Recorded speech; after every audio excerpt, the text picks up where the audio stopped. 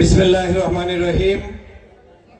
বাংলাদেশ জামাত ইসলামী ঝালকাঠি জেলা কর্তৃক আয়োজিত আজকের এই বাঁধ ভাঙা উচ্ছ্বাসে উজ্জীবিত সারা ঝালকাঠির বিভিন্ন প্রান্ত থেকে আগত কর্মী সম্মেলনের সম্মানিত ডেলিগেট বৃন্দ, আজকের মঞ্চে উপবিষ্ট প্রধান অতিথি সাবেক সংসদ সদস্য বাংলাদেশ জামাত ইসলামীর সিনিয়র নায়েবে আমির অধ্যাপক মুজিবুর রহমান সাহেব সহ আজকের অনুষ্ঠানের শ্রদ্ধাস্পদ সভাপতি আমাদের ঝালকাঠির নয়নের মণি অ্যাডভোকেট হাফিজুর রহমান সহ মঞ্চে উপবিষ্ট জাতীয় নেতৃবৃন্দ, বিভিন্ন প্রিন্টিং মিডিয়া, ইলেকট্রনিক্স মিডিয়ার সদস্যবৃন্দ, প্রশাসনিক কর্মকর্তা বৃন্দ, পুলিশ বাহিনী, স্বেচ্ছাসেবক ভাইয়েরা, আসসালামু আলাইকুম ওয়া রাহমাতুল্লাহি ওয়া বারাকাতুহু।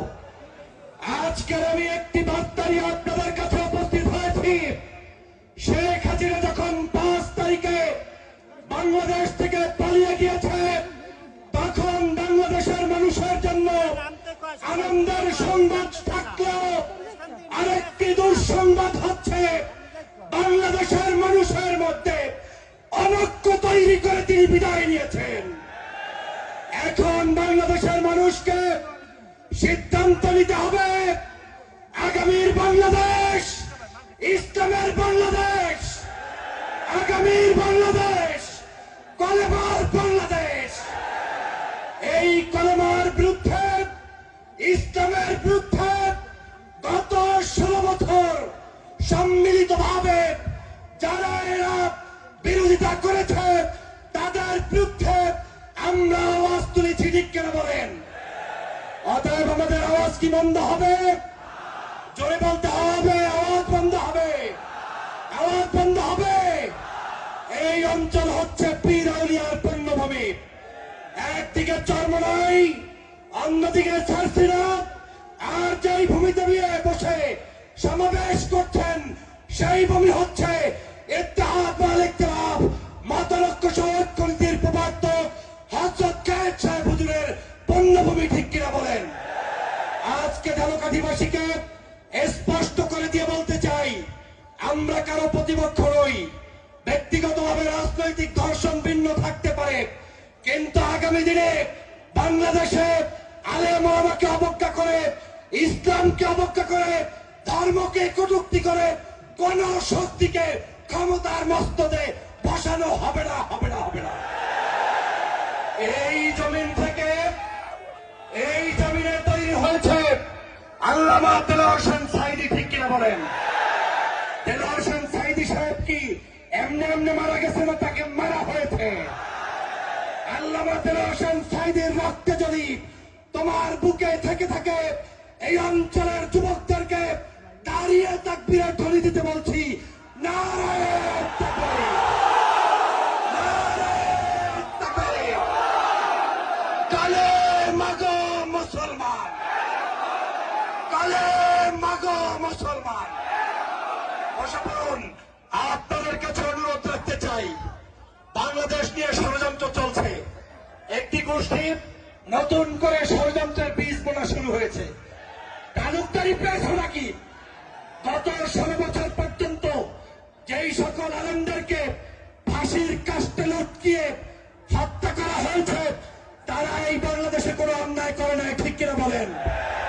আপনাদের কাছে জানতে চাই, গোলাম আজম কোনো অপরাধী ছিল? সাঈদী সাহেব কোনো অপরাধী ছিল? কাদের মোল্লার কোনো অপরাধ ছিল? নিজামী সাহেবের কোনো অপরাধ ছিল? আলী হাসান মুজাহিদের কোনো অপরাধ ছিল? মীর কাসেম আলীর কোনো অপরাধ ছিল? সাকা চৌধুরী কি কোনো অন্যায় করেছে? তাহলে তাদেরকে যারা ফাঁসি দিয়েছে, সেই শেখ হাসিনার তালে তাল মিলিয়ে কথা বলে রাজাকার শব্দ উচ্চারণ করার ট্রিটমেন্ট কেমন হয় বাংলাদেশের জনগণ 5 তারিখ দিয়ে দিছে, তাই নাই?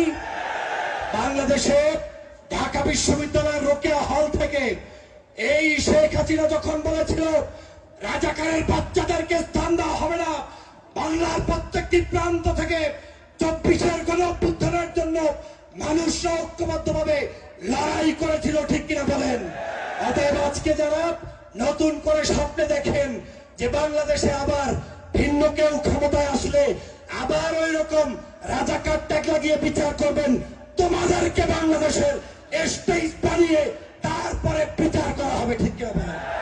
অতএব আসুন, আমার আহ্বান একটাই, দল চিনি না, মত চিনি না, ইসলামপন্থী মানুষদেরকে জানতে চাই। ইসলামপন্থীদেরকে বিভিন্নভাবে অবজ্ঞা করা হয়েছে। বাংলাদেশের স্বাধীনতার পর থেকে যতবারই ডানপন্থীরা ক্ষমতায় আসছে, ইসলামওয়ালা, দাড়িওয়ালা, টুপিওয়ালার সহযোগিতা ছাড়া কিন্তু আসতে পারে নাই। অতএব আজকে এই ঝালকাঠির পুণ্যভূমি থেকে আমি স্পষ্ট করে বলতে চাই, আগামী দিনে বাংলাদেশে যে যেভাবেই ক্ষমতায় আসুক না কেন, আমার কোনো আপত্তি নাই। আপত্তি এক জায়গায়, দাড়ি নিয়ে কথা বলবা, টুপি নিয়ে কথা বলবা, ইসলাম নিয়ে কথা বলবা।